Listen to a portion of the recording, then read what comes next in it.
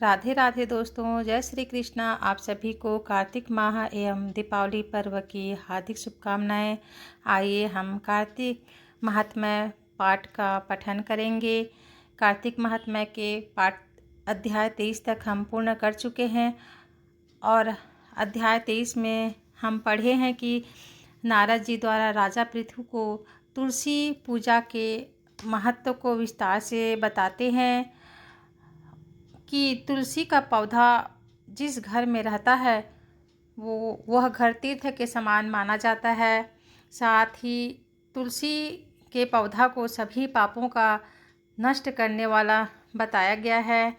तुलसी के जो दल हैं वो समस्त तीर्थ, सभी गंगा, नदियाँ आदि देवी देवता सभी उसमें वास करते हैं। इस प्रकार तुलसी के वृक्ष का, तुलसी के पौधा का विशेष महत्व इस अध्याय में बताया गया है। तुलसी का पौधा सभी पापों को नष्ट करने वाला माना गया है।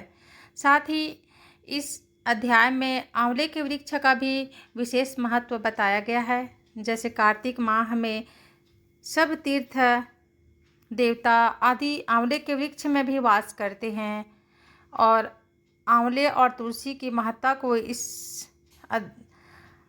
अध्याय में खूब वर्णन किया गया है। और इन दोनों तुलसी पौधा और आंवले के वृक्ष की महत्ता का बखान स्वयं ब्रह्मा जी भी नहीं कर सकते। इस अध्याय में तुलसी और आंवले के महत्व को हम पढ़ चुके हैं। अब हम आगे अध्याय 24 का अध्ययन करेंगे। जय श्री कृष्णा। आइए अध्याय 24 का पठन करते हैं। राजा पृथु ने कहा, हे नारद जी, आपने तुलसी के इतिहास, व्रत, महत्य के बारे में कहा। अब यह बताने की कृपा करें कि कार्तिक मास में और भी देवताओं का पूजन होता है, यह भी मुझे समझा कर दीजिए।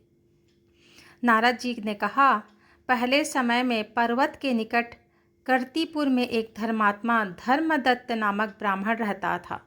वह भगवान विष्णु के सब व्रत करता था। एक दिन कार्तिक मास में वह एक पहर रात शेष रहने पर जागरण के लिए भगवान विष्णु के मंदिर में हर प्रकार की सामग्री लेकर जा रहा था कि मार्ग में उसने एक बड़ी भयंकर राक्षसी को देखा, जिसके बड़े बड़े दांत, लपकती हुई जीभ और लाल लाल नेत्र थे। उसका शरीर नंगा और मांस रहित था। वह भयंकर राक्षसी को देखकर धर्मदत्त बुरी तरह से डर गए और कांपने लगे।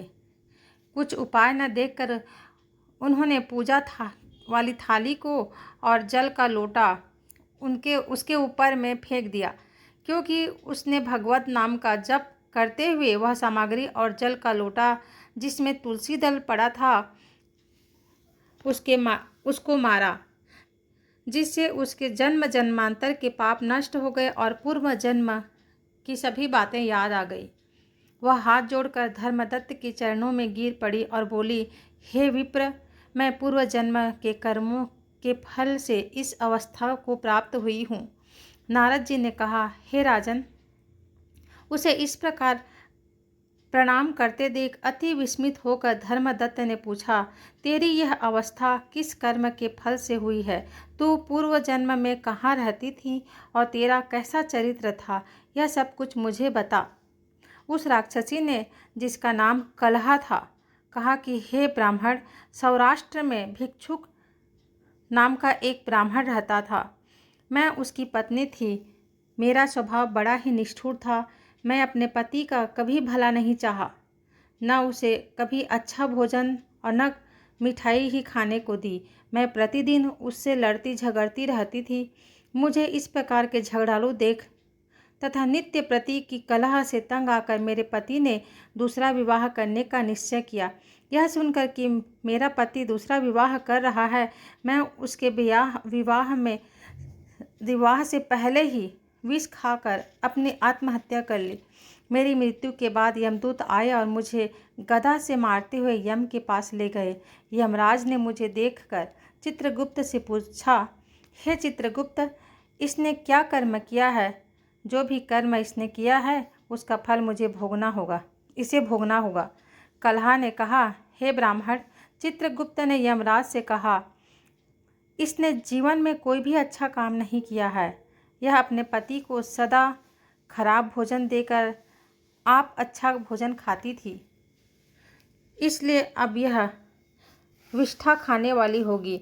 इसे अब सुअरी का जन्म दिया जाए।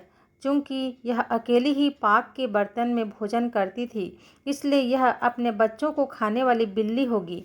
इसने अपने घर पर क्रोध करके आत्मघात किया है, इसलिए यह प्रेत योनि में जाएगी। अब आप इसको अपने दूतों द्वारा मरु स्थान में भेज दीजिए। वहाँ पर यह बहुत दिनों तक प्रेत योनि में रहकर फिर यह पापीन अपने तीनों योनियों को भोगे। सो हे ब्राह्मण, मैं 500 वर्ष से प्रेत योनि में हूँ और भूख प्यास के कारण नित्य दुखी रहती थी। एक दिन भूख से तंग आकर मैं एक वैश्य के शरीर में प्रविष्ट हो गई। उसके शरीर द्वारा मैं कृष्णा और बेड़ी के संगम पर इस देश में आ गई। एक दिन भगवान शंकर व विष्णु जी ने मुझे बलात् उसके शरीर से बाहर निकाल दिया। फिर मुझे आप दिखाई दिए।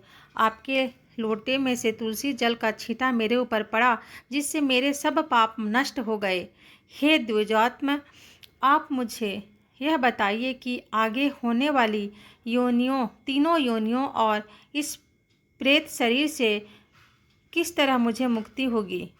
धर्मदत्त ने कहा। कलहा की बात सुनकर धर्मदत्त उसके पिछले कर्मों और वर्तमान अवस्था को देखकर बड़ा दुखी हुआ। उसका दुख देखकर उसका चित्त पिघल गया और फिर उसने दुखित भाव से कहा, यहीं पर 24वां अध्याय समाप्त होता है। आगे हम 25वां अध्याय को पठन करेंगे। आप सभी श्रोताओं को नमन करती हूँ, धन्यवाद देती हूँ। जय श्री कृष्णा।